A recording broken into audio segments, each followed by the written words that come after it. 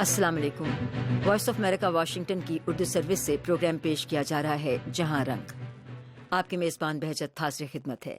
Medium wave 972 kilohertz के अलावा आप हमारा ये प्रोग्राम ऑनलाइन सुन भी सकते हैं और देख भी सकते हैं। प्रोग्राम जब नशर हो जाता है तो हम इसको urduvoa.com पर और इसके अलावा जहां रंग के अपने सफ़े पर भी पोस्ट करते हैं, जिस पर आप कमेंट भी कर सकते हैं, हमें बता सकते हैं कि हमारे इस प्रोग्राम को आप किस हद तक पसंद करते हैं और इसके बारे में अपनी तजवीज़ें और आरा भी दे सकते हैं। आइए एक नज़र डालते हैं कि आज के प्रोग्राम में हम किन स्टोरीज़ पे या कलीदी मौज़ूआत पर बात करेंगे। जैसा कि आज का दिन शुरू हमने किया अफ़गानिस्तान में एक बड़े मोहलिक हमले की खबर के मिलने से, और जिसके बाद पाकिस्तान की तरफ से पाकिस्तान की वज़ारत ख़ारजा ने इस हमले की शदीद मज़म्मत की है जो अफ़गान तालिबान की तरफ से स्पेशल आर्मी फोर्सेस के ऊपर किया गया है। इसके अलावा पाकिस्तान का सियासी मंजरनामा क्या है। पाकिस्तान के वज़ीर-ए-आज़म जो तिब्बी मुआयने की गरज से लंदन गए थे 13 अप्रैल को, वो वतन वापस लौट रहे हैं। और उसके बाद हम फिर बात करेंगे कुछ इराक की, कुछ अमरीका और सऊदी अरब के बारे में, और शाम की मुज़ाकरात, शाम के बारे में जनीवा में मुज़ाकरात हो रहे हैं। हम इसके बारे में काफ़ी बात करते आए हैं, लेकिन अब जो शाम की हिज़्ब इख्तिलाफ के अरकान इस बातचीत में शामिल थे, उन्होंने बातचीत को मुअत्तल करने का मुतालबा किया है। अक़वाम मुत्तहिदा की निगरानी में ये हो रही थे मुज़ाकरात। क्यों किया है, इसके लिए वो कुछ अपनी वजूहात बयान करते हैं। और इसके साथ साथ आपको यहाँ ये भी बताएं कि अमरीका के सदर बराक ओबामा ने रूस के सदर व्लादिमीर पुतिन के साथ इसी मामले पर बातचीत की है, तफसीली बातचीत। ये सूरत हाल क्या है और सारा मंजरनामा किस तरफ को बढ़ता है, इसकी जहत क्या है, इसके बारे में अपने तज्ज़ियाकारों से हम बात करेंगे। और आखिर में, जैसा कि आपको हम पिछले कुछ प्रोग्रामों में हम कोशिश कर रहे हैं कि एक जो मुस्बत खबरें हैं पाकिस्तान से मिलने वाली, या पाकिस्तान का एक जो मुस्बत खबरनामा है, उसके बारे में भी थोड़ी सी कुछ रिपोर्टें अगर हमें मिलें तो आपको हम वो ज़रूर दिखाएं। तो आज भी इस सिलसिले में हम 2 रिपोर्टें आपके लिए पेश करेंगे। एक तो कैलीग्राफर हैं और आर्टिस्ट हैं नसीर मलिक साहब, जिनके ऊपर रिपोर्ट तैयार की है असफर इमाम साहब ने, जो इस वक्त हमारे प्रोड्यूसर भी हैं, और उनके साथ अंजुम हेरल्ड के हमारे प्रोड्यूसर हैं। और उसके अलावा हज़ारा कम्युनिटी कोयटा में अभी तक एक गेम खेलती है, बहुत कदीम ये खेल है और उसको अभी तक खेला जाता है, और नाम है इसका संग रग। ये पत्थरों से मुतल्लिक है, बाद में बताएंगे, दिलचस्प बात है। तो ये थी कुछ ऐसी तफसीलात प्रोग्राम के बारे में। तो आइए अब बाकायदा प्रोग्राम का आगाज़ करते हैं। अफगानिस्तान के दारुल हुकूमत काबुल में तालिबान ने अफगान सिक्योरिटी फोर्सेस के दफ्तर पर हमला किया है, और जो ताज़ा तरीन एदाद शुमार अभी तक खबरों के जरिए मालूम हुए हैं, उसमें 30 तक के अफराद की हलाकत की खबर है और 320 से ज़ायद लोग ज़ख्मी भी हैं। और इसके साथ साथ ये special unit for Afghan security forces के दफ्तर पर खुदकुश कार बम हमला था, जिसके बाद मुसल्लह अफराद फायरिंग करते हुए अंदर दाखिल हो गए। अफगान सदारती महल से जारी होने वाले एक बयान में सदर अशरफ गनी ने इस हमले की सख्त तरीन अल्फाज में मजम्मत की है। और ये भी हम बताते चलें कि तालिबान के तर्जुमान के मुताबिक खुदकुश हमले के बाद उन्होंने जिम्मेदारी इसको कबूल कर ली है, और उन्होंने कहा है कि मुसल्लह जंगजू इमारत में दाखिल हुए हैं जहां उनकी लड़ाई जारी है। ज़बीहुल्लाह तर्जुमान का कहना है कि खुदकुश कार बम धमाके में इमारत का एक हिस्सा मुनहदम हो गया है और बड़ी तादाद में अफगान फौजों को नुकसान भी पहुंचा है। तो तालिबान की तरफ से, जैसा कि हमने पिछले दिनों एक बड़ा जामे प्रोग्राम भी किया था अफगानिस्तान की मौजूदा सूरत हाल के बारे में, गुज़श्ता दिनों तालिबान की तरफ से इस बात का ऐलान किया गया था कि उमरी ऑपरेशन उन्होंने शुरू किया था, जो कि उनके मरहूम रहनुमा मुल्ला उमर के नाम पर है, और उन्होंने कहा था कि मौसम बहार में वो ये कार्रवाइयाँ दोबारा शुरू कर रहे हैं। और ये एक ऐसे वक्त में सब कुछ हो रहा है जबकि 4 फरीकी एक ग्रुप है जो ये कोशिश कर रहा है कि अफगान हुकूमत और तालिबान के दरमियान बातचीत का आगाज़ हो सके, ताकि अमन के क़याम को या मसालहत के लिए कोई सूरत सामने आ सके। तो आइए हम बात करते हैं पहले इसी खबर से। हमारे साथ हैं इस वक्त लंदन से, जैसा कि आप जानते हैं, डेली बीस्ट और न्यूज़ वीक के लिए रिपोर्टर हैं अफ़गानिस्तान और पाकिस्तान के लिए।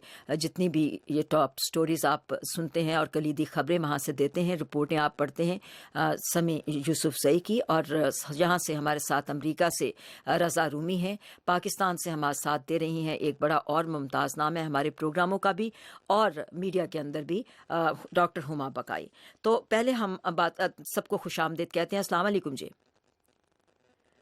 تو سمی، سب سے پہلے تو میں آپ کے اسی تفصیلی مضمون سے آغاز کرتی ہوں جو کہ ڈیلی بیسٹ میں شائع ہوا، جس میں آپ نے یہ بھی بتایا کہ امریکی افواج اور نیٹو کی افواج میں چونکہ افغانستان میں اس وقت ان کی تعداد میں کچھ کمی ہو رہی ہے اور جنگ میں ان کے فعال نہ ہونے کی وجہ سے طالبان کا زمینی کارروائیاں کرنے کے لیے اعتماد بحال ہو گیا ہے۔ تو آپ کے خیال میں اب طالبان کیا اسی طرح حملہ کر کے حکومت پر اپنا دباؤ بڑھانے کی کوششیں کر رہے ہیں؟ کس طرح سے آپ آج کے اس حملے کی توضیح کرتے ہیں؟ بالکل، یہ طالبان جس طرح کی پچھلے سال قندوز میں جو واقعہ ہوا، جب قندوز صوبہ افغان فورسز کے ہاتھوں سے ایک ہفتے 10 دن کے لیے گیا، اس وقت ہمیں معلوم ہوا کہ جب افغان فورسز نے امریکن سے امداد طلب کی تو امریکن نے جواب دیا کہ ہماری جو فورسز ہے وہ صرف ساؤتھ ہلمند اور اس علاقوں کے لیے فی الحال وہاں پر طالبان کو دبانے کے لیے کافی ہے، اور ہمارے ساتھ یعنی بہت جلد رسپانس کے لیے قندوز میں آپریشن کرنا آسان نہیں ہے۔ تو بڑی 10-12 دن کے بعد پھر وہاں پر امریکن نے کارروائی کی جس میں انہوں نے ایک غلطی سے ایک ہسپتال کو بھی بمبار بنایا۔ اس وقت سے اندازہ ہو رہا ہے کہ اس وقت جو افغانستان میں امریکن فورسز ہے وہ اس طرح ایکٹیو نہیں ہے، اس طرح رسپانس نہیں دے رہے جو پہلے سے دے رہے تھے۔ افغان فورسز اپنی طرف سے بہادری سے لڑ رہی ہے اور کافی جگہوں پہ وہ ڈٹ کر مقابلہ کر رہے ہیں، لیکن کہ وسائل کا مسئلہ ہے کہ اس وقت ایئر فورس بڑی کمزور ہے، اور جب ایئر فورس نہ ہو تو پھر گراؤنڈ پہ لڑائی کرنا کوئی آسان کام نہیں ہے۔ افغانستان جیسے سرزمین میں جہاں پر 40 سالوں سے یہ لڑائی جاری ہے اور گراؤنڈ فورسز پہ صرف اتکا کرنا، اس کے اوپر آگے جانا اور طالبان کو شکست دینا شاید ممکن نہیں ہے۔ لیکن بہرحال اب طالبان نے بھی یہ اسٹریٹجی اپنائی، ان کو دیکھ کر کے اب امریکن کا رسپانس نہیں آ رہے اور افغان فورسز ان کے ساتھ جو لڑائی کرے وہ روایتی لڑائی ہے جو میرے خیال میں اس وقت افغان فورسز کے ساتھ جو اسلحہ ہے اسی طرح کے طالبان کے ساتھ بھی اسلحہ ہے، تو اسی طرح بیلنس ایک قسم کی خراب ہو گئی ہے۔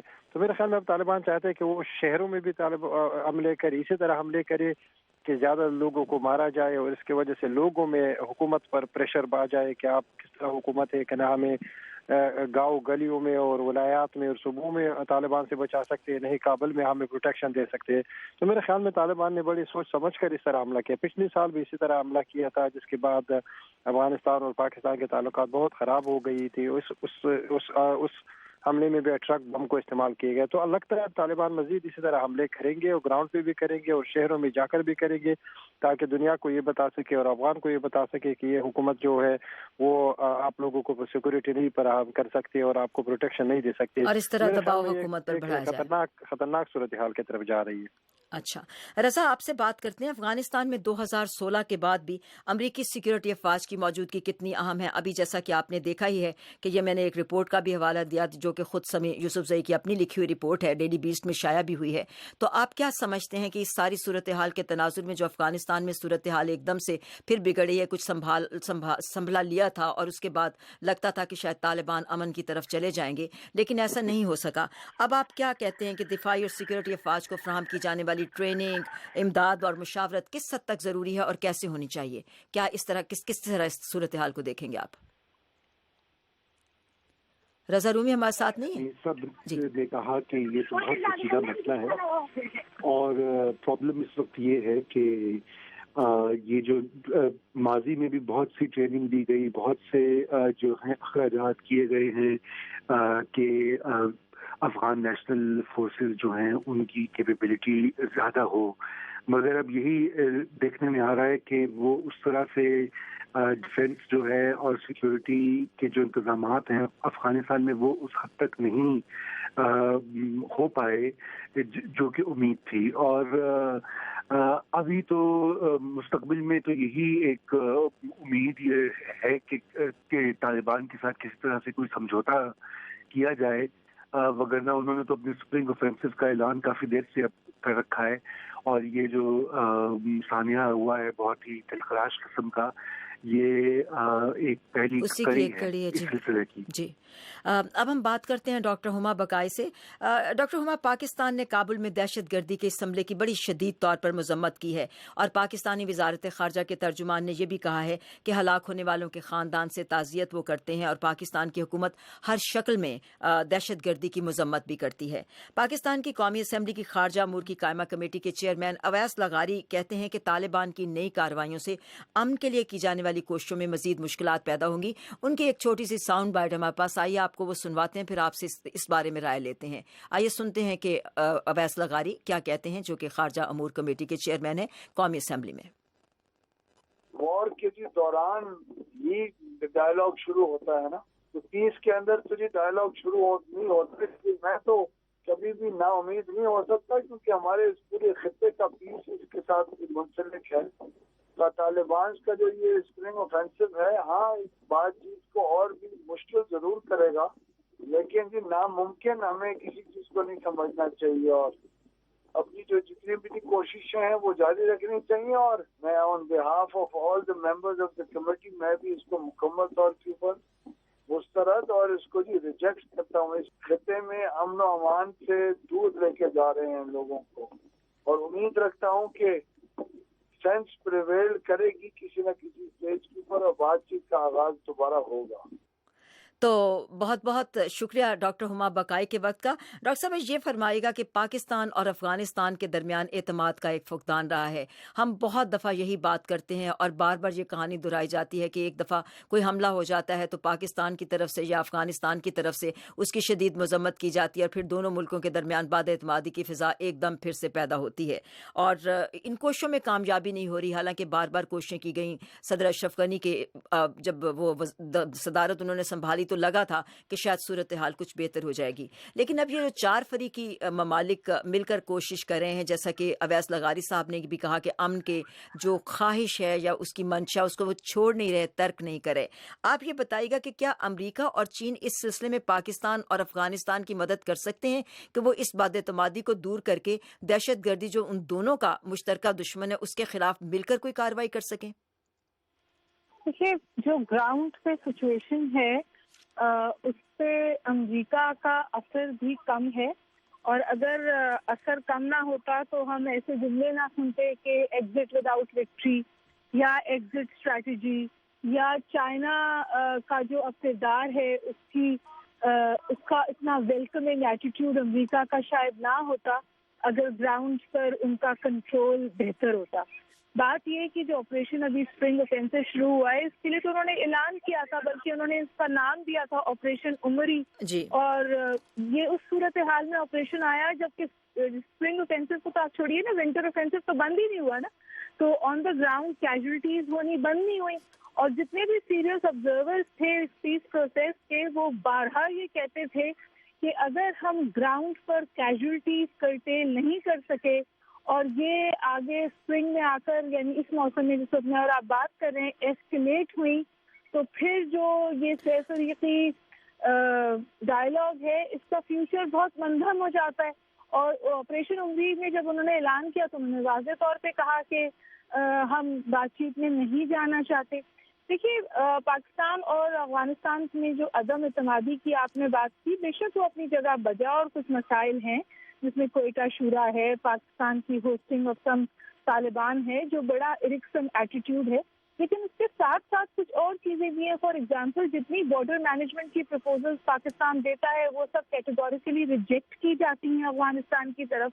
پھر کیا آپ اس بات سے انکار کر سکتی ہیں کہ جو یونٹی گورنمنٹ ہے اشرف غنی صاحب کی، وہ انتہائی کمزور گورنمنٹ ہے، وہ ہوسٹیج حکومت ہے. اور جب پہلا مری ڈائلاگ پروسیس سفل ہوا اس کے بعد یہ مزید کمزور پڑ گئی ہے.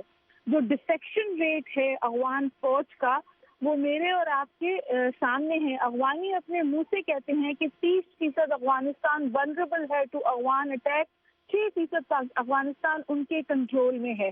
اور جب کسی کو بھی، مجھے اور آپ کو یہ بیٹھ کے نظر آ رہا ہے کہ طالبان جو ہے وہ پوزیشن آف پاور میں جا رہا ہے، تو وہ ظاہر ہے کہ وہ اپنی پوزیشن آف پاور کو کنسولیڈیٹ کرے گا اور پھر ڈائیلاگ کی طرف آئے گا تاکہ وہ مزید مراحت لے سکے، اٹھا سکے. تاکہ مزید، بات تو مطلب واضح ہے نا کہ جو ایگزسٹنگ افغان حکومت ہے اس میں کچھ فارمر طالبان موجود ہیں جو حکومت کا حصہ بن گئے. میرا خیال ہے کہ جو بھی اسٹریٹجی افغانستان میں آنی چاہیے وہ باہر سے نہیں آنی چاہیے، وہ اسٹریٹجی اندر سے خود ہونی چاہیے. وہاں افغان یہ فیصلہ کریں کہ وہ طالبان کو کس شکل میں دیکھتے ہیں. کیا وہ انہیں صرف دشمن کی شکل میں دیکھتے ہیں جس سے لڑنا ہے اور ایلیمینیٹ کرنا ہے، یا وہ ان کو حصہ داری دینے کے لیے ایونچولی تیار ہیں.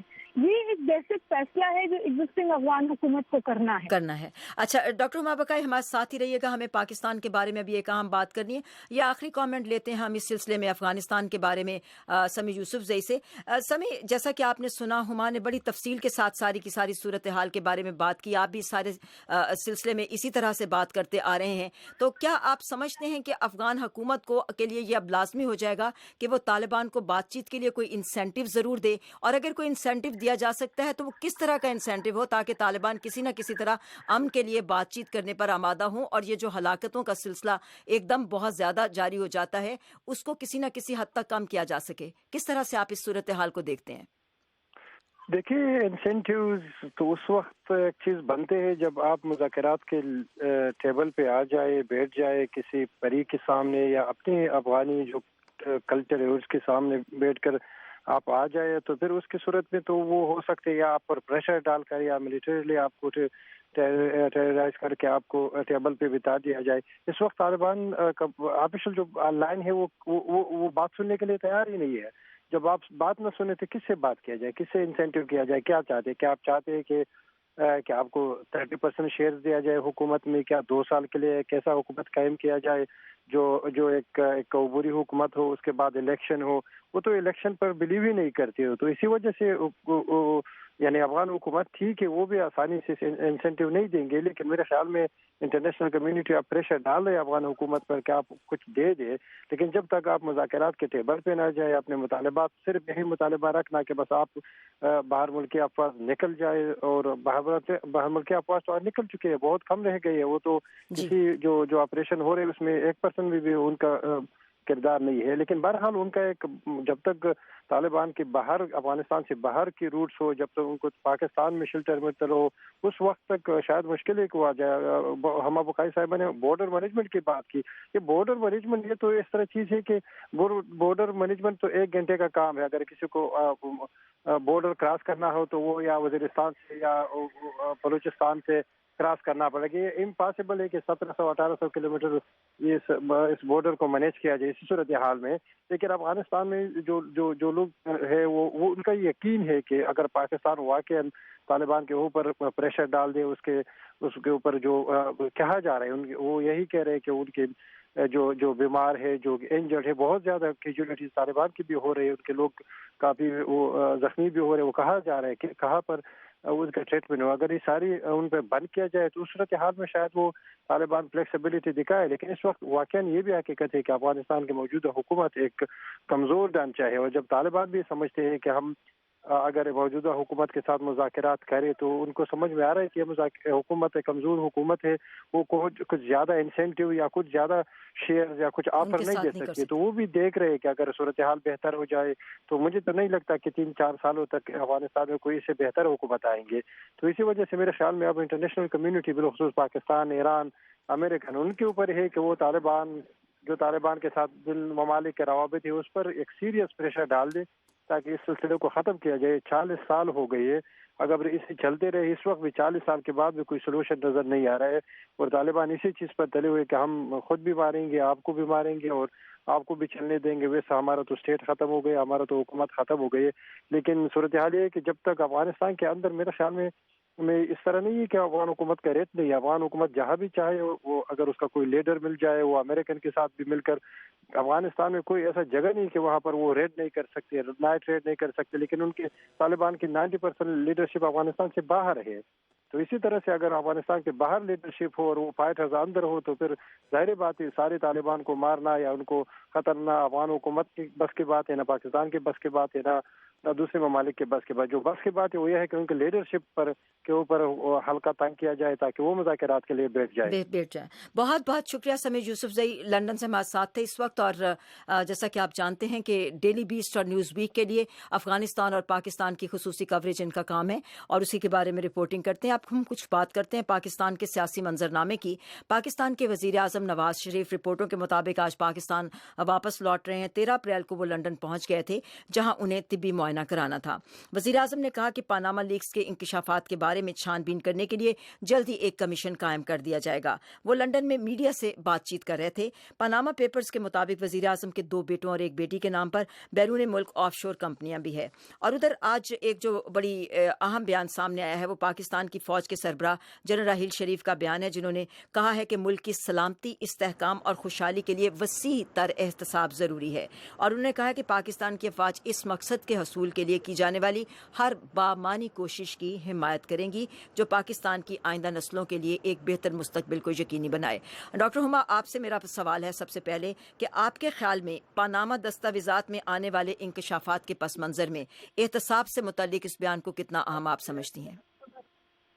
دیکھیے، پاکستان جو دیگر ممالک میں جو اس کا ریئیکشن آ رہا ہے وہ ریئیکشن پاکستان میں اس سے قدر مختلف ہے، کیونکہ کوئی اسٹریٹ پروٹیسٹ نہیں آئی ہے۔ کسی شہر میں پاناما لیکس کے حوالے سے یا پرائم منسٹر کی کرپشن کے حوالے سے کوئی مظاہرہ پاکستان میں نہیں ہوا جو ہم نے اور ممالک میں دیکھا۔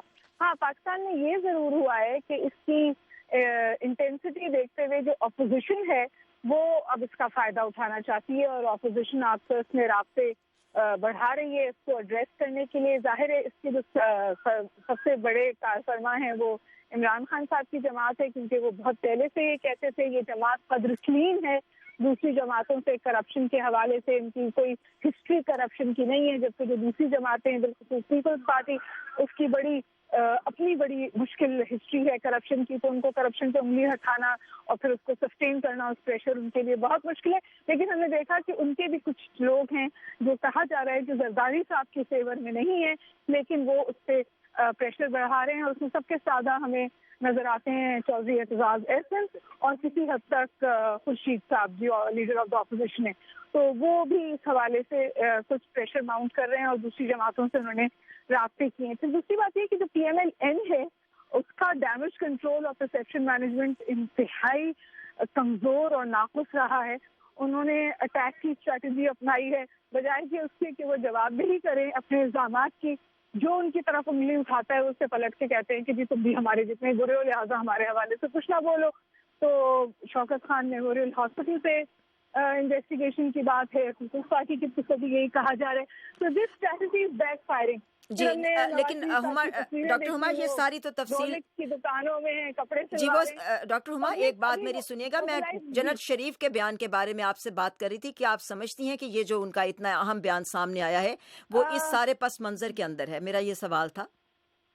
جی، راحیل شریف صاحب کا جو اس وقت بیان آیا ہے اس وقت اس کو پاکستان میڈیا نے امیڈیٹلی گریسپ کیا ہے اس طور پہ کہ یہ نواز شریف صاحب کے خلاف آیا ہے، حالانکہ انہوں نے ایک جنرل اسٹیٹمنٹ دیا ہے اور کچھ دنوں بعد دیا ہے۔ بہت عرصے تک ہی وہ سٹنگ دا فینس، انہوں نے فوج نے ایون ISPR نے اس حوالے سے کوئی جو بات نہیں کی تھی، لیکن آج ان کا کیٹیگوریکل اسٹیٹمنٹ آیا ہے کہ احتساب ایٹ آل لیولز ہونا چاہیے، اور انہوں نے کرپشن کو جوڑا ہے ٹیررزم کے ساتھ۔ کو لوگوں نے بہت زیادہ ایکسیپٹ کیا ہے، اور میڈیا پہ اس کی بڑی واہ واہ اور یہ اسٹیٹمنٹ کی کہ بھی عوام کی آواز ہے، لوگ یہ سننا چاہتے ہیں۔ سوشل میڈیا جو پاکستان کی پڑھی لکھی سمجھے جو پورشن آف پاپولیشن ہے اس کی آواز ہے، وہاں پر کیٹیگوریکل کرٹیسزم ہے۔ لیکن میں دوبارہ گزارش کروں کہ نواز حکومت اتنی پریشان نہیں ہے، کیونکہ اسٹریٹ پہ ابھی کوئی ایجیٹیشن نہیں ہے۔ جو 24 اپریل کا جلسہ ہونے جا رہا ہے جس میں عمران خان صاحب کو یہ اپنا لائحہ عمل بیان کریں گے، اگر اس کے بعد ہم اسٹریٹ کو موبلائز ہوتا ہوا دیکھتے ہیں، جو امید کم ہے، تو ہو سکتا ہے کہ آپ کوئی چینج دیکھیں۔ علاوہ اس کے کہ PMLN کی حکومت انڈر پریشر ہے، کوئی پاکستان میں امیڈیٹ چینج کے حوالے سے باتیں نہیں ہو رہی۔ بیچ میں بہت خبریں گرم ہوئی کہ انٹریم سیٹ اپ آ رہا ہے اور اسحاق ڈار پرائم منسٹر بن گئے ہیں اور شہباز شریف صاحب پرائم منسٹر بن گئے ہیں، اور یہ بھی کہا جا رہا تھا کہ نواز شریف صاحب واپس تشریف نہیں لائیں گے، وہ آ گئے۔ تو میرا خیال ہے کہ ابھی تو انہوں نے ہینڈل کیا ہے، bad handling but pressure is been handle, لیکن یہ اٹ ول ناٹ گو اوے۔ زیادہ تر لوگوں کا یہ خیال ہے کہ پاکستان میں کہ this will not blow over. This will not go away. अच्छा जी, बहुत बहुत शुक्रिया डॉक्टर हुमा बकाई हमारे साथ थी। और हम अब क्विक कमेंट्स लेते हैं। हमें अभी हमारे साथ देंगे, हमारे साथ हैं इस वक्त लेफ्टिनेंट जनरल रिटायर्ड और सेनेटर हैं पाकिस्तान मुस्लिम लीग नून से, उनका ताल्लुक है, अब्दुल कयूम। उनसे हम बात करते हैं, लेकिन इससे पहले रज़ा का मैं एक क्विक कमेंट ले लूँ क्योंकि उनको भी जाना था। तो रज़ा, आप ये बताइएगा कि करप्शन के खात्मे के बगैर देर पा अमन कायम नहीं हो सकता। जनरल राहील शरीफ के बयान से ये छोटी छोटी चीज़ें मैं आपको बता रही हूँ, वाज़े तौर पर आप इसको किस तरह से बयान करेंगे? डॉक्टर हुमा बकाई ने इस सिलसिले में कहा कि शायद ये एक ब्रॉडर सेंस में दिया गया बयान है और इसका ख़ास तौर पर पनामा लीक्स के रेफरेंस से कोई ताल्लुक शायद उस तरह नहीं बनता जैसा कि इसको मीडिया में कहा जा रहा है। आप इसको किस तरह से देखते हैं? जी बिल्कुल, देखिए ये तो बात सही है कि उन्होंने शायद पनामा लीक्स के हवाले से नहीं कहा होगा, लेकिन चूंकि अब ये कहा गया है इस तनाजुर में कि जबकि पाकिस्तान में इस वक्त जो है गर्मा गर्मी बढ़ रही है इस मामले के ऊपर, तो ये यकीनन मजीद प्रेशर का इजाफा करेगा गवर्नमेंट के ऊपर। और अब देखना ये है कि PMLN इसको किस तरह से हैंडल करती है, क्योंकि जो जैसा कि हुमा ने पहले कहा कि अभी तक उनकी हैंडलिंग उस तरह से नहीं रही, वो ज़्यादा ऑफेंसिव पे हो गए। तो अब ये वज़ीर-ए-आज़म ने ऐलान भी किया कि वो एक कमीशन कायम करेंगे। अगर तो वो ये इसको कानूनी तौर पर इस क्राइसिस को हैंडल कर लेते हैं तो फिर तो शायद मसला ठीक है, वरना तो देखिए ये एक इस वक्त मसला तो काफ़ी बढ़ रहा है और ये मजीद बढ़ेगा, चूँकि अपोजिशन और खुसूसन इमरान खान इस पूरे वाक़े का भरपूर फ़ायदा उठाएंगे नवाज शरीफ को वीकन करने का और मुल्क की हालात को उस नहज पर ले जाने का कि जहाँ पे नया इलेक्शन या मजीद जो है इंस्टेबिलिटी हो। बहुत बहुत बहुत शुक्रिया। रज़ा रूमी हमारे साथ थे। रज़ा, आपसे मेरी फिर भी बात होगी। अगर आपके पास थोड़ा और वक्त होता तो हम कुछ और भी आपसे बात कर सकते थे। तो चलिए, बहुत बहुत शुक्रिया। अब हम बात करते हैं, जनरल साहब ने हमें ज्वाइन किया है। पहले तो उनको हम खुश आमदीद कहते हैं, और बैरिस्टर अमजद मलिक जो लंदन में होते हैं उनका भी इस वक्त हमारे साथ हैं। वो इन दोनों से हम बात करते हैं और इनकी राय जानना चाहते हैं। जनरल साहब बहुत बहुत शुक्रिया, और बैरिस्टर साहब बहुत बहुत शुक्रिया प्रोग्राम में शामिल होने का और अपना वक्त देने का। जैसा कि अभी आप सुन रहे थे कि अभी जनरल राहील शरीफ का बड़ा एक अहम बयान आया है जिनमें उन्होंने करप्शन के हवाले से बात की है। और इस सिलसिले में हम एक बात ये ज़रूर करना चाहेंगे कि दिफाई तज्ज़ियाकार lieutenant general retired Amjad Shoaib ने जो वॉइस ऑफ अमेरिका से गुफ्तगू करते हुए कहा है कि दहशतगर्दी की कार्रवाइयों के लिए ये गैर कानूनी तरीके से हासिल किए गए माली वसाइल इस्तेमाल किए जाते हैं जिनकी रोकथाम करना ज़रूरी है। वो कहते हैं उनके ख्याल में ये बयान उस पस मंज़र के अंदर है। तो मैं पहले तो पूछती हूँ जनरल साहब से, जनरल साहब आप इस बयान को पनामा लीक्स के हवाले से उस तनाजुर में किस तरह से देखते हैं? क्या वाकई ये ब्रॉडर सेंस में उसका भी पस मंज़र इसमें शामिल है, या ये कि ज़्यादा वसी तर पैमाने पर इसका ज़्यादातर ताल्लुक दहशतगर्दी की कार्रवाइयों से है जिसकी कि फ़ौज जिम्मेदार भी है उनको इंसदाद करने के लिए? देखिए मैं डॉक्टर हुमा एक बड़ी गैर जानबदार मुबसर हैं और इस तरह जनरल अमजद शुएब की मैं बड़ी रिस्पेक्ट करता हूँ। मैं उनकी इस ओपिनियन से बिल्कुल एग्री करता हूँ। ये ब्रॉडर कॉन्टेक्स्ट में बात जनरल रहील शरीफ ने की है। जो लोग जनरल रहील शरीफ को जानते हैं वो ये भी जानते हैं कि यौम शोहदा पे उन्होंने कहा कि जो कानून पाकिस्तान की बका की ज़ामन आइन की पासदारी और जमहूरियत की मजबूती है, और जो करप्शन और एहतसाब की बात है वो तो पूरी कौम की एक आवाज़ है। यानी हम हुकूमत के अंदर भी जो लोग हैं, पार्लियामेंट कल भी हमने तकरीबन 2-4 घंटे सेनेट में डिस्कशन की कि नेशनल अकाउंटेबिलिटी ब्यूरो कितना इफेक्टिव है और इसको और क्या करना चाहिए, और दुनिया पूरी के अंदर और करप्शन टोटली खत्म भी नहीं की जा सकती। लेकिन रहील शरीफ राइटली वरीड है कि ये करप्शन की मनी ही जो है ये टेररिज्म के लिए इस्तेमाल होती रही, और देयरफॉर ये पूरी कौम की एक यकसुई के साथ है। और हम इसके ऊपर जुडिशियल रिफॉर्म्स कर रहे हैं बाय द ग्रेस ऑफ अल्लाह, और हमारे पूरा एक प्लान है कि आप गाइड करके हम आगे चलें और ये कोशिश करेंगे। लेकिन पाकिस्तान के अपने इनबिल्ट मसाइल भी हैं। आप ये देखते हैं यहाँ कभी भी प्रोलॉन्ग कॉन्स्टिट्यूशनल गवर्नमेंट्स नहीं रही और इंटरप्शन होती रही। जो पॉलिटिकल गवर्नमेंट भी आई उन्होंने भी अपने पॉलिटिकल मफादात को ऊपर रखा और कौमी मफादात नहीं देता, इक्तदार की जंगी होती रही। इवन परवेज मुशर्रफ साहब आए, शुरू में टाइम लगाया, फिर NRO करके वो अपने प्रोलॉन्ग करते रहे। तो मसाइल हैं, इनको हल करने के लिए आई थिंक पूरी कौम को इकट्ठा होना है। جہاں تک کہ پاناما کے جو پیپرز کی بات ہے اس کے اندر پرائم منسٹر کا ڈائریکٹلی تو نام نہیں ہے. دیٹ از وائی ڈاکٹر اما کہہ رہی تھی کہ پاکستان کے اندر کا کوئی ایک بندہ بھی پروٹیسٹ کے لیے واقعی نہیں باہر نکلا. اس کی وجہ یہ ہے کہ کنسرن ضرور ہے کہ یہ جو آف شور کمپنیز ہیں یہ لیگل کمپنیز ہیں. یہ آج کل بین الاقوامی فائنانشیل سسٹم کا سینٹر آف گریوٹی بنی ہوئی ہے. مور دین ہاف جو فائنانشیل ٹرانزیکشن وہ ان کے تھرو ہو رہی ہیں, اور اس کا پازیٹیو یوز بھی ہے, نیگیٹو بھی ہے.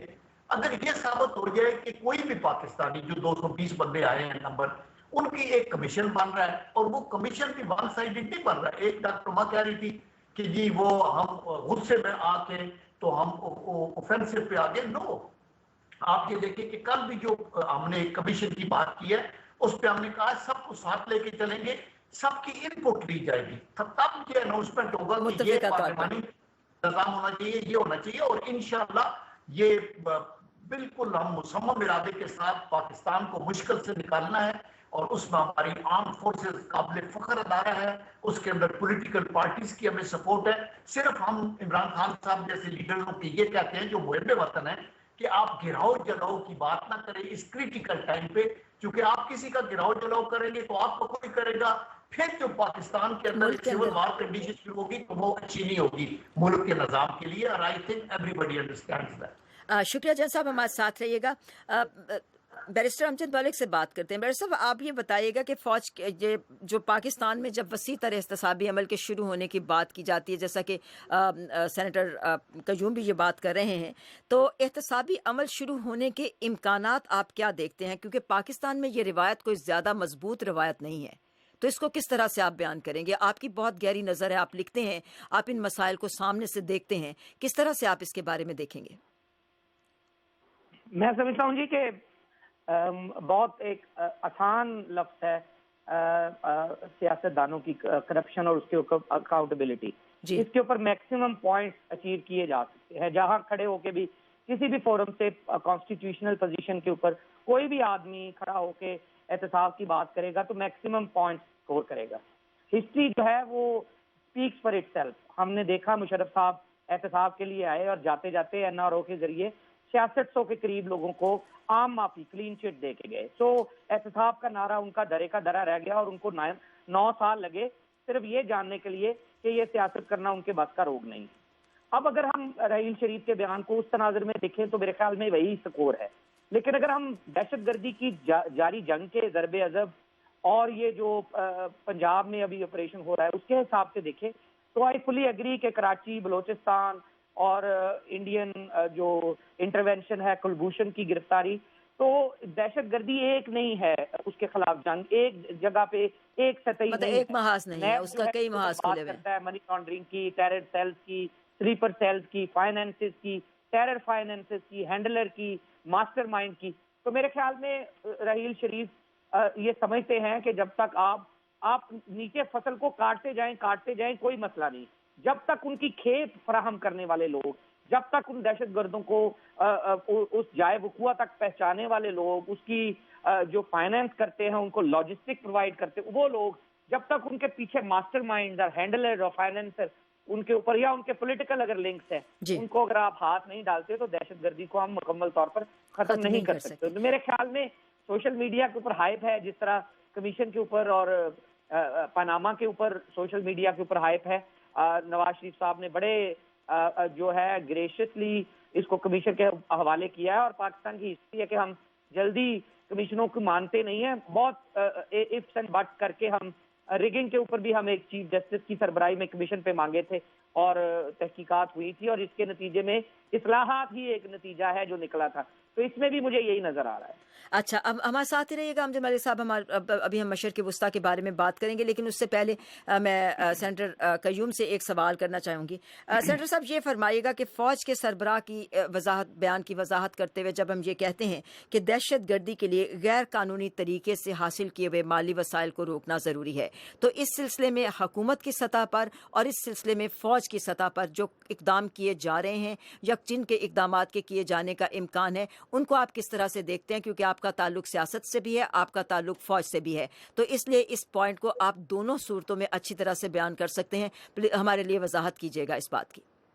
دیکھیں اس کے اوپر افواج پاکستان اور حکومت پاکستان اور ساری پولیٹیکل پارٹیز یکسوئی کے ساتھ 20 پوائنٹس نکالے، نیشنل ایکشن پلان بنایا، ہر صوبے کے اندر آپ نے ایپیکس کمیٹیاں بنائیں، ان کے head respective political chief ministers ہیں، ان کے انڈر کام کر رہے ہیں، کور کمانڈر بھی، آئی جی پولیس بھی، چیف سیکرٹری بھی، ہوم سیکرٹری بھی، اور وہ 6500 انٹیلیجنس آپریشنز ہوئے، 1 ارب روپے سے زیادہ فنڈز کو فریز کیا گیا، 156 اکاؤنٹس کو فریز کیا گیا، تقریباً 9 کروڑ سمیں ختم ہوئی، 182 تقریباً مدارس ایسے تھے جن کی فنڈنگ ہو رہی تھی جو غیر قانونی تھی، ان کو بند کیا گیا۔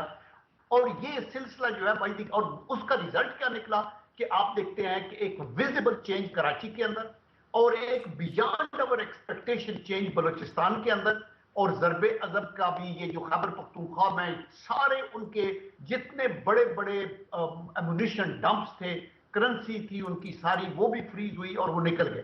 ابھی ہمارے مسائل یہ ہیں کہ اکا دکا یہ مسائل ہوتے ہیں اور ہوتے رہیں گے جب تک کہ ہم ویسٹرن بارڈر کو سیل نہ کریں اور انڈیا ہمارے ساتھ بال پلے نہ کرے۔ یعنی انڈیا ابھی بھی آپ دیکھتے ہیں کہ ان کا ایک نیٹ ورک ہے، ابھی تو یہ جو اپریہینڈ ہوا ہے ان کا جو agent handler such an important کی پرسن، اس سے اور ابھی اور 8-10 اور پکڑے گئے ہیں جن کی اور ڈیٹیلز ابھی سامنے آپ کے آئیں گی، اور دے آر کنفیسنگ کہ ہم نے کراچی میں یہ کیا، ہم نے فلاں جگہ یہ کیا۔ تو میرے خیال میں جب تک ریجن کی سچویشن کو امپروو کرنے کے لیے ہمیں بین الاقوامی سفارتی مدد چاہیے ہوگی جو ہمارے پڑوسیوں کو بتائے۔ افغانستان کے ساتھ ہم ہینڈ ان گلو چل رہے ہیں، انڈیا کے ساتھ بھی we are bending backwards to reach out to them and سے کہ ہم بیٹھ کے گفتگو کریں، یہ چیزیں نہیں کام آ سکتی اگر آپ، کیونکہ ان کے جو ایکس ڈیفنس منسٹر ہے انہوں نے کہا تھا ہم ٹیررزم کا بدلہ ٹیررزم سے چکائیں گے، یہ چیزیں اچھی نہیں ہیں۔ مہذب معاشرے ٹیررزم کو بھی سویلائز طریقے سے بھی ڈیل کرتے ہیں، ٹیررسٹ کے ساتھ آپ ٹیررسٹ نہیں بننا چاہتے۔ تو میرے خیال میں اگر یہ بارڈروں کے اوپر یہ ٹھیک ہو اور یہ سٹیٹس پرسن بنے پالیٹیشین سے اوپر آ کے یہ جو ریجنل لیڈر ہیں، تو مجھے پکی امید ہے کہ پاکستان کی افواج، پاکستان کی حکومت، ہمارا تو قائد اعظم محمد علی جناح نے جو ہمیں ویژن دیا تھا کہ سب سے دوستی، کسی کے خلاف جارحیت نہیں، یو این کے چارٹر کے اوپر چلنا ہے، اور بین الاقوامی جو آپ کے مسائل ہیں ان کے اندر آنیسٹی اور فیئر پلے ہونا چاہیے، ہم اس پہ بلیو کرتے ہیں۔ اور even at the cost of criticism, Mian Nawaz شریف صاحب نے جب ابھی بہت سے ان کے جاسوس پکڑے بھی گئے ہیں، تب بھی میاں صاحب یہ کہہ رہے ہیں کہ ہم انگیج رکھیں گے، ہم بیٹھ کے بات کریں گے، اور آئی تھنک کہ that is what is to be done. اور اس پہ اوپر ہمیں بین الاقوامی سپورٹ بھی چاہیے، بین الاقوامی اداروں کی سپورٹ بھی چاہیے۔ یہ جو لوگ پکڑے گئے ان کے ڈوزیئر تیار ہو رہے ہیں، یہاں ہم نے مختلف یورپین ایمبیسڈرز کو، ساؤتھ ایسٹ ایشیا کا سب کو بریف کر کے یہ ڈوزیئر دے رہے ہیں، اور انسٹیٹیوشنز کو بھی دیں گے، اور ان کے پاس بلیک اینڈ وائٹ میں کیٹیگورک انوالومنٹ ان لوگوں کی، اور پروف ہوگا کہ یہ پاکستان کے اندر فومنٹ کرتے ہیں انسرجنسی اور ٹیررزم کو، اور یہ ریاستی دہشت گردی ہے۔ دکھ کی بات یہ نان اسٹیٹ ایکٹرز نہیں ہیں، یہ فائنانس ہے بائی دی گورنمنٹس۔ تو آئی تھنک ان چیزوں کو ہمیں ملک کے اندر بھی اپنے حالات کو ٹھیک کرنا ہے، ہم نے ریجن کے اندر بھی کرنا ہے، ہمیں بین الاقوامی سطح پہ بھی مدد چاہیے۔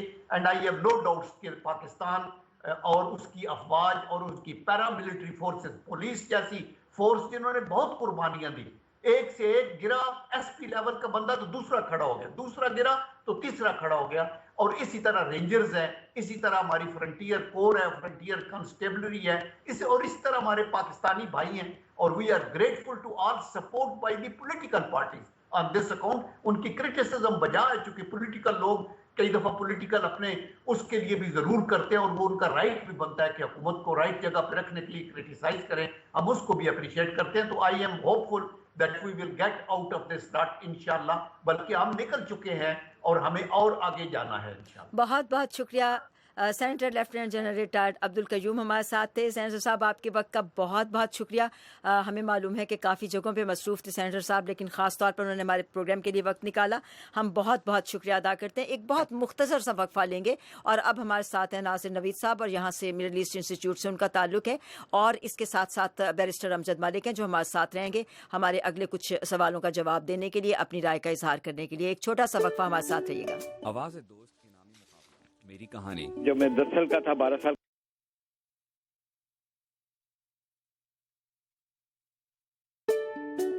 आवाज़ दोस्त इनामी मुकाबला मेरी कहानी। जब मैं 10 साल का था, 12 साल का था, तो मैंने गिटार सीखना शुरू कर दिया था। हमारी और आपकी जिंदगियों में जन्म लेने वाली ऐसी कहानियाँ जिन्हें अक्सर कोई सुनने वाला नहीं होता। हम एक अरसे से आपको ये कहानियाँ सुना रहे हैं, लेकिन हम ही क्यों, अब आपकी बारी है। बैठे बहुत डर लगता है, तो बच्चे लोग को मारते हैं, अभी बिजली है, ऐसा करंट लगाते हैं। माइक्रोफोन की दूसरी जानिब नहीं, बल्कि उसके सामने हमारे साथ साथ मुंतखब कहानियों को हम आपकी अपनी आवाज में उर्दू रेडियो, टेलीविजन और वेब पर सुनवाएंगे। हर माह 3 मुंतखब कहानियों पर बड़े इनामात दिए जाएंगे, लेकिन प्रोग्राम में नशर होने वाली हर कहानी किसी न किसी इनाम की मुस्तहिक होगी। फोन से रास्ता करते 2 लाख रुपया लाओ, अपने बच्चियों को ले जाओ। आप ये कहानियाँ हमें ईमेल भी कर सकते हैं urdu.feedback@voanews.com। कहानियाँ भेजने के लिए पाकिस्तान में हमारा पता है मेरी कहानी, voice of America Urdu service, PO box number 1353 यानी 1353 इस्लामाबाद, पाकिस्तान। और भारत में हमारा पता है मेरी कहानी, voice of America Urdu service, PO box number 5437 या 5437 नई दिल्ली 110011 भारत। तो इंतजार रहेगा आपकी कहानियों का। मज़ीद तफसीलात के लिए urduvoa.com। आवाज़ दोस्त इनामी मुकाबला मेरी कहानी। इंसान को होश नहीं रहता है, दुनिया ना उलट जाती है। वॉइस ऑफ अमेरिका वाशिंगटन की उर्दू सर्विस से आप प्रोग्राम सुन रहे हैं जहां रंग। और आइए प्रोग्राम के अगले हिस्से की तरफ चलते हैं। और अब हम बात करेंगे justice against sponsors of terrorism act की, जिसके बारे में बात हो रही है यहाँ अमेरिका में। और इसके तहत ये हो जाएगा कि मखसूस मुल्कों के खिलाफ कानूनी चाराजोई की इजाज़त हो जाएगी जो किसी तरह से भी दहशत गर्दी में किसी तौर पर भी मुआवनत में या एआनत में उनका नाम आता हो। और इस बारे में हलाक शुदगान के अहल खाना के मुतालबा के बावजूद व्हाइट हाउस ने कहा है कि सदर बराक ओबामा ऐसी किसी कानून साजी पर दस्तखत नहीं करेंगे जिससे सऊदी अरब जैसे मुल्कों पर कानूनी चाराजोई की इजाज़त मिलती हो।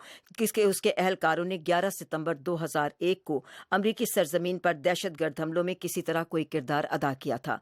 व्हाइट हाउस प्रेस सेक्रेटरी जोश अर्नेस्ट ने पीर के दिन ये बात कही है कि इक़्तिदार आला की इस्तिस्ना के पूरे नजरिए को इससे खतरा लाहिक हो जाता है कि इससे किसी दूसरे मुल्क के खिलाफ नहीं बल्कि खुद अमरीका के लिए भी अहम नताइज सामने आ सकते हैं। तो ये इसका थोड़ा सा पस मंजर है। हमारे साथ हैं इस वक्त यहाँ की, जैसा कि आपको हमने बताया था कि हमारा साथ दे रहे हैं नासिर नवीद साहब जो कि विजिटिंग स्कॉलर है मिडिल ईस्ट इंस्टीट्यूट में यहाँ वाशिंगटन में, और इसके साथ साथ बैरिस्टर अमजद मलिक जो लंदन में होते हैं वो हमारा साथ दे रहे हैं। तो कानूनी चाराजोई की बात होती है। पहले अमजद मलिक साहब से, बैरिस्टर साहब से बात करते हैं। बैरिस्टर साहब ये फरमाइएगा कि justice against sponsors terrorist act के तहत अगर मखसूस मुल्कों के खिलाफ कानूनी चाराजोई की इजाज़त हो जाए तो क्या इससे सिफारती सतह पर मसाइल पैदा नहीं होंगे? मैं समझता हूँ कि ये मसाइल, हम यूएनओ के जो मसाइल हैं वो इंडिविजुअल मुल्क अपने ऊपर ना ही लें तो बेहतर है। हम ईरान के सिलसिले में एक्सेस ऑफ ईविल देख रहे हैं, उसकी अगर हिस्ट्री देखें तो आखिर में मुज़ाकरात और उसके नतीजे में ऐसी कदगने या ऐसी चीज़ें जो कंड्यूसिव है इंटरनेशनल वर्ल्ड और पीस के लिए वो सामने आई हैं और कुछ कंसेशंस मिली हैं हुकूमतों को। सीरिया का भी यही मसला है, यहाँ भी असद को लोग पसंद नहीं करते, लेकिन आइसिस उससे बड़ा ईविल है। सो देखना ये है कि बड़ा ईविल कौन सा है और उसको हैंडल कैसे करना है। मेरे ख्याल में यूनाइटेड नेशन सिक्योरिटी काउंसिल एक ऐसा फोरम प्रोवाइड करती है जिसके जरिए मैंडेट किया जा सकता है ऐसी मिलिट्री कोशिश जिसके जरिए आइसिस को हम कम अज कम पीछे जरूर धकेलें। आइसिस इस मौके को इस्तेमाल करते हुए कि असद के खिलाफ इंटरनेशनल एंगर है वो आहिस्ता आहिस्ता बढ़ता जा रहा है, वो ऐसी हॉट स्पॉट्स को इस्तेमाल कर रहा है, अपने पैसे का बेदरेग इस्तेमाल कर रहा है और नर्सरियां जो टेररिज्म फाइनेंसिंग या टेररिज्म की जिनको सेफ हेवन कहा जा सकता है वहां पे इन्वेस्टमेंट कर रहा है। उसके ऊपर अगर हम कदगन मिलकर इंटरनेशनली नहीं डालते तो हम तवज्जो बटाने वाले कॉम्प्लिसिट कंट्रीज में शुमार होंगे। अगर हम तवज्जो बटाते हैं तो अफगान सदर अशरफ गनी का जो बात है वो मैं बहुत सीरियसली ले रहा हूँ, जिसमें उसने कहा है कि अल-कायदा जो है दोबारा हमें हैरतनाक अंदाज में हैरान करने की सलाहियत रखता है और कर सकता है। तो मेरे ख्याल में तवज्जो नहीं बटनी चाहिए, सिक्योरिटी काउंसिल का इस्तेमाल होना चाहिए और आइसिस को कम से कम खत्म करके असद के बारे में बात करनी चाहिए। और असद के बारे में बात सीरिया के रोड मैप को कामयाब करने में ही पिन्हा है। اچھا، یہ ہم بات کرتے ہیں اب ناصر صاحب سے. ناصر صاحب، ایک تو آپ کو پروگرام میں خوش آمدید کہتے ہیں، اور دوسرا ساتھ آپ یہ بتائیے گا کہ عام طور پر یہ خیال کیا جاتا ہے کہ امریکہ کے دیرینہ حلیف سعودی اور عرب امریکہ کے تعلقات کی سطح اب وہ نہیں رہی جو اشروں سے چلی آ رہی تھی. مشرق وسطیٰ میں تبدیلی اور جو بحران کا شکار صورتحال ہے، اس کے تناظر میں اور خاص طور پر یہ جو 9/11 کے حوالے سے یہ قانون بنائے جانے کی بات کی جا رہی ہے، اور اس کے بعد امریکہ کا بڑا ایک مضبوط موقف بھی سامنے آیا ہے. پاک یہ امریکہ اور سعودی عرب کے تعلقات کا تجزیہ آپ لوگ کیسے کرتے ہیں آج کل؟ جی بہت شکریہ پروگرام میں دعوت دینے کے لیے. میرے خیال میں ابھی اب دیکھیں کل پریزیڈنٹ اوباما سعودی عرب کا وزٹ بھی کر رہے ہیں جی. تو اس وزٹ میں یہ ساری چیزیں زیر بحث میں آئیں گی. جہاں تک یہ بل کا تعلق ہے، یہ بل میرے خیال میں تو پاس ہی نہیں ہوگا، آلدو اس کو دونوں پارٹیوں کی حمایت حاصل ہے lower house of the Congress میں. لیکن دیکھنا یہ ہے کہ کیا یہ بل پاس بھی ہو سکتا ہے. اگر یہ پاس ہو سکتا ہے تو پریزیڈنٹ اوباما اس کو کبھی بھی اس کو انڈورس نہیں کریں گے. ہاں جی، وہ تو وائٹ ہاؤس کی طرف سے واضح بیان آ گیا نا. جی جی بالکل. ہاں جی، لیکن اس میں دیکھنا یہ ہے کہ اس کی امپلیکیشنز کیا ہو سکتی ہیں. ابھی سعودی عربیہ نے تھریٹ تو دی ہے کہ جی اساس منجمد کرنے کی. جی $750 بلین کا جو ایسٹس ہیں ہم ان کو مارکیٹ میں سیل آؤٹ کر دیں گے، اور اس کی پھر امپلیکیشن سعودی عربیہ کے لیے خود بھی ہو سکتی ہیں. دیکھنا یہ ہے کہ کچھ عرصہ پہلے جب ایران کی طرف امریکہ کا تھوڑا یہ پیس ٹاک کے حوالے سے تھوڑا رجحان بڑھا، تو اس وجہ سے سعودی عربیہ میں تھوڑے کنسرنز پائے جاتے تھے، جو کنسرنز وقت کے ساتھ ساتھ تھوڑے زیادہ ہوتے جا رہے ہیں. اور ریلیشن شپ میں وہ جو پہلے والی ایک گفتگی تھی وہ شاید نہیں ہے.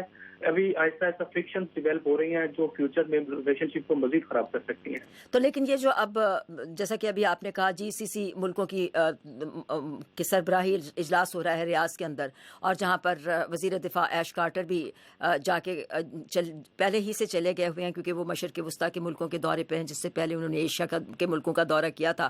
امریکہ کے وزیر دفاع کی بات کر رہے ہیں، اور اس کے ساتھ ساتھ صدر اوباما بھی ریاض میں جا رہے ہیں. تو آپ یہ نہیں سمجھتے کہ اس موجودہ تناظر میں جبکہ صورتحال کافی کشیدگی کا شکار ہے، صدر اوباما کا یہ دورہ صورتحال کو کچھ بہتر کرنے میں معاون ثابت ہوگا؟ جی بالکل، آپ نے درست کہا. میرے خیال میں صدر اوباما سعودی عربیہ کو کنگ سلمان کو یہی بتائیں گے کہ آلدو یہ بل موو ہوا ہے لیکن اس کا کوئی امپیکٹ نہیں پڑے گا دونوں ملکوں کے جو تعلقات ہیں ان کے اوپر، اور ریلیشن شپ پہلے کی طرح چلتے رہیں گے. سعودی عربیہ یہ بھی کوشش کرے گا، امریکہ یہ بھی کوشش کرے گا کہ سعودی عربیہ کو یہ بتا سکے کہ ایران کے ساتھ تعلقات کی وجہ سے سعودی عربیہ کے ساتھ تعلقات متاثر نہیں ہوں گے، اور امریکہ جو GCC اسٹیٹس ان کو ویسے ہی سپورٹ کرے گا، ان کی ساتھ ویسے ہی تعلقات رکھے گا جیسے پہلے ہیں. اچھا، ہم بات کرتے ہیں اب جنیوا میں اقوام متحدہ کی میزبانی میں جو مذاکرات ہو رہے ہیں، اس میں شام کی حزب اختلاف کے مرکزی اتحاد نے اقوام متحدہ سے امن مذاکرات معطل کرنے کا مطالبہ کیا ہے، اور باغیوں نے جنگ بندی کے باوجود شام کے صدر بشار الاسد اور باغیوں کی حامی فوج کے خلاف نئے حملے بھی کیے ہیں. میرا اس وقت سوال یہ ہے کہ شام کے مستقبل کے بارے میں جو کوئی کوشش کی جا رہی تھی اور تصفیہ کی جو توقع کی جا رہی تھی، اب وہ پوری ہوتی دکھائی نہیں دیتی. کیا واقعتاً کسی نوعیت کی پیش رفت ممکن ہو سکتی ہے؟ اگر ہے تو کس طرح؟ جی بیرسٹر صاحب، امجد ملک صاحب.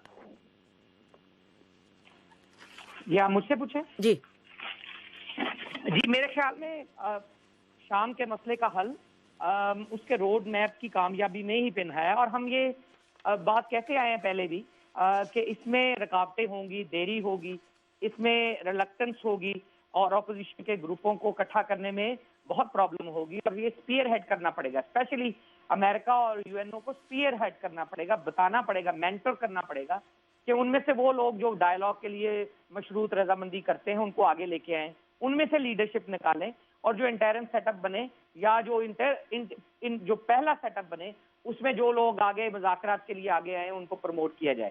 تو میرے خیال میں ابھی انیشل ڈیز ہیں، یہ 1 2 3 4 5 دفعہ آگے پیچھے ہوں گے، لیکن بات آہستہ آہستہ اگر روڈ میپ کی امپلیمنٹیشن کی طرف بڑھے گی تو اپوزیشن میں سے کوئی نہ کوئی ایک ایسا دڑا ضرور سامنے آئے گا جو باقی میجورٹی دڑوں کو ساتھ لے کے چل سکے گا. اس میں کوئی مذائقہ نہیں ہونا چاہیے. یہ اپوزیشن کے جو دڑے ہیں ان میں ڈس یونٹی بھی کامن ہے، اور یہ 1 2 دفعہ مذاکرات کو معطل یا بائیکاٹ کرنا یہ کامن ہوگا جب آپ ڈفرنٹ فیکشن لڑ رہے ہیں for the pie of the cake, especially post Asad اور ڈیورنگ اسد کے. اگر اسد رجیم میں رہے تو جو مذاکرات ہونے ہیں یا انٹرم سیٹ اپ ہونا ہے، تو میرے خیال میں کامن ہے ڈیلے اور ریلیکٹنس، لیکن اس کو اسپیئر ہیڈ کرنے کے لیے امریکہ کو اپنا رول ادا کرنا پڑے گا. اور UN کو اپنا رول ادا کرنا پڑے گا. بہت بہت شکریہ بیرسٹر امجد ملک. آخری سوال میرا ہے ناصر صاحب سے. ناصر صاحب، صدر اوباما اور ولادیمیر پوٹن جو روس کے صدر ہیں، انہوں نے شام کی صورتحال پر تفصیلی تبادلہ خیال کیا ہے. تو یہ امریکہ روس اتفاق رائے ضرور ایک مثبت بات ہے شام کے معاملے پر، لیکن شام کے بحران میں کچھ اور کلیدی کردار بھی ہیں، جیسے ایران اور سعودی عرب کو اس سے الگ نہیں کیا جا سکتا. آپ کے خیال میں کیا روس ایران پر اور امریکہ سعودی عرب پر اس معاملے میں اپنا اثر و رسوخ استعمال نہیں کر سکتا؟ کوئی کامنٹ جی، اس کے بعد ہم پھر آگے چلتے ہیں. جی، میرے خیال میں آپ کی بات بالکل ٹھیک ہے. امریکہ اپنا اثر و رسوخ ہو سکتا ہے. کل کا جو صدر اوباما کا وزٹ ہے، اس میں یہ لازمی طور پر یہ بات ڈسکس کی جائے گی کہ سعودی عربیہ جس گروپ کو بھی اپنی سپورٹ دیتا ہے اس کو سعودی عربیہ کو بند کرنا چاہیے، اور سعودی عربیہ کو پیس ٹاک کی طرف آنا چاہیے تاکہ شام میں ایک جامع امن قائم کیا جا سکے. دوسری طرف ایران کے اوپر بھی اپنا اثر و رسوخ روس استعمال کرے گا، لیکن اس میں دیکھنے والی بات یہ ہے کہ اپوزیشن کی جو تحریک ہے وہ یہ کہتے ہیں کہ ان کو کسی بھی صورت میں بشار الاسد قبول نہیں ہے. اور دیکھنا یہ ہوگا کہ اگر میرا خیال ہے کہ ان کی لائن ڈراپ ہو گئی ہے.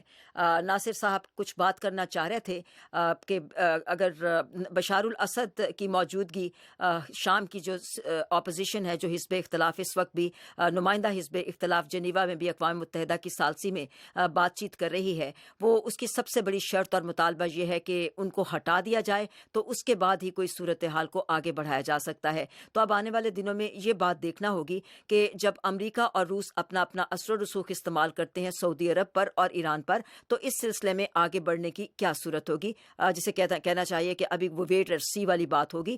بہر طور ہم اپنے ان پروگراموں میں ان ساری چیزوں کے اوپر بات کرتے رہتے ہیں. آئندہ مزید وضاحت سے اس کی بات کریں گے ضرور.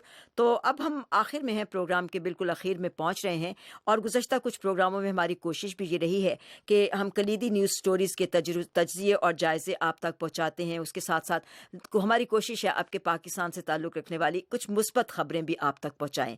تو آج بھی ہم 2 رپورٹیں آپ کو دکھا رہے ہیں. خطاطی اور کیلیگرافی ایک بڑا قدیم پرانا فن ہے جو کمپیوٹر کے اس دور میں بھی مان نہیں پڑا، بلکہ اس میں جدید ٹیکنیک فائروگرافی کی جدید ٹیکنیک، مجھے معاف کیجیے گا اگر میں یہ لفظ غلط بول رہی ہوں، تو اس کی جدید ٹیکنیک شامل ہونے کے بعد یہ فن ایک نئی شکل میں دنیا کے سامنے آیا ہے، جس کا سہرا پاکستانی فنکار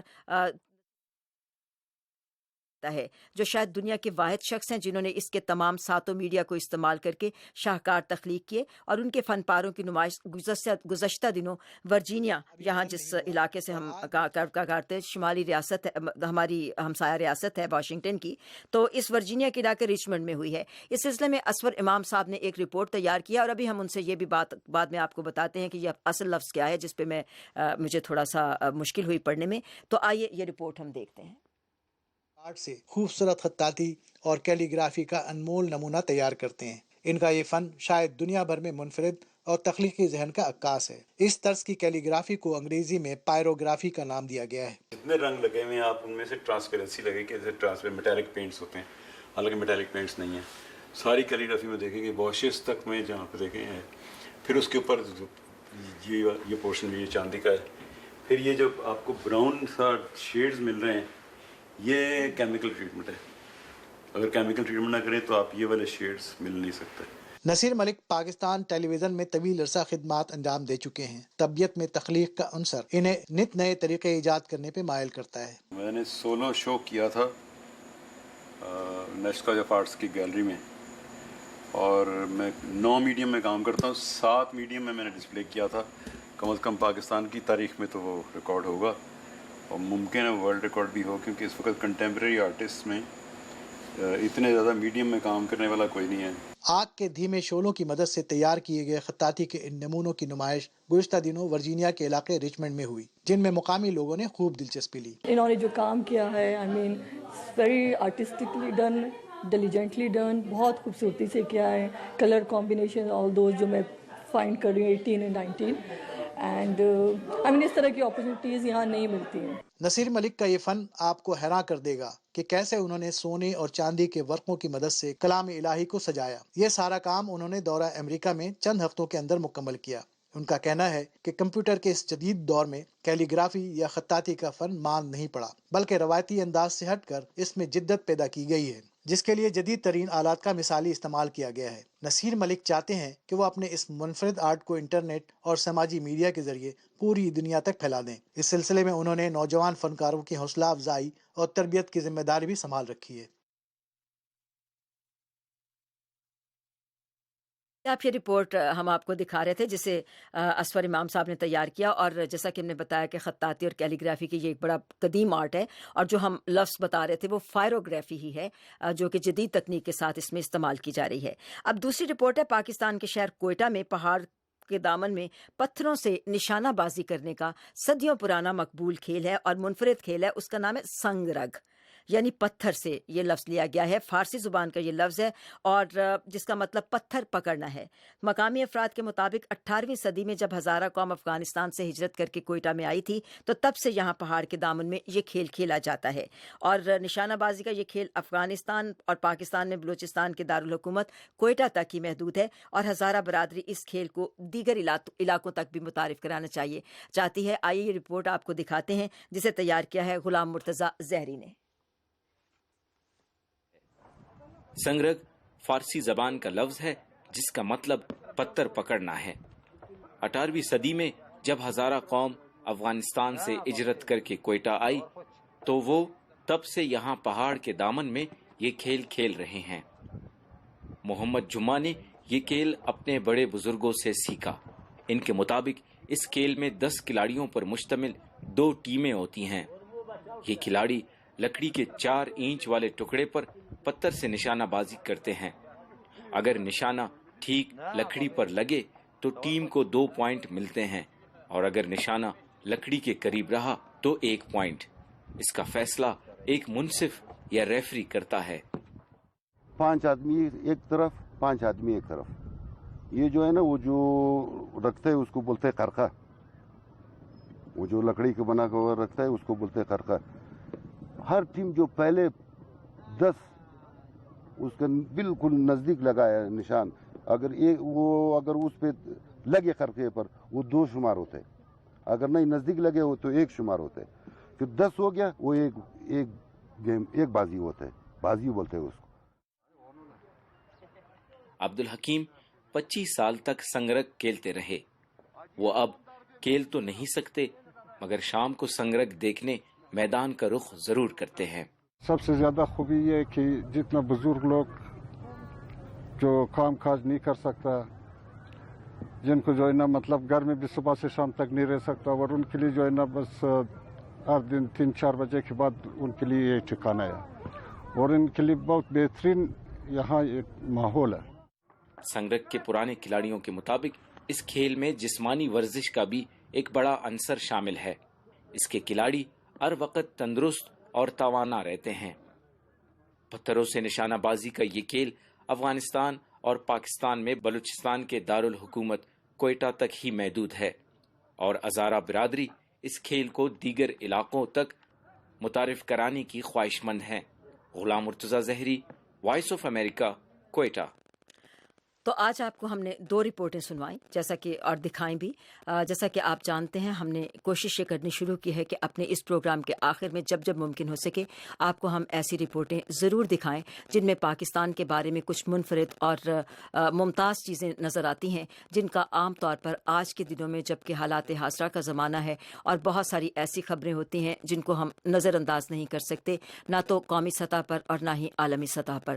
آج ہم نے پروگرام میں جن چیزوں کے اوپر اور جن موضوعات پر بات کی اس میں افغانستان میں مہلک خودکش حملے سے ہم نے آغاز کیا، اور اس کے بعد پاکستان نے اس حملے کی مذمت کی تھی، اس کے بارے میں آپ کو بتایا، ہمارے ماہرین کی اور تجزیہ کاروں کی آراء آپ نے سنی جنہوں نے تفصیل سے اس بات کا جائزہ لیا کہ پاکستان اور افغانستان کے درمیان امن قائم کرنے کی کیا صورت ہو سکتی ہے، خود افغانستان کی حکومت اور طالبان کے درمیان بات چیت کی کیا صورت ہو سکتی ہے، اور سب سے بڑی بات یہ کہ ان سارے مسائل کو حل کرنے کے لیے خود افغان حکومت کو، خود افغان افغان عوام کو اپنی رائے کا اظہار کرنا ہوگا۔ اس کے علاوہ ہم نے بات کی تھی پاکستان کے سیاسی منظرنامے کی بھی۔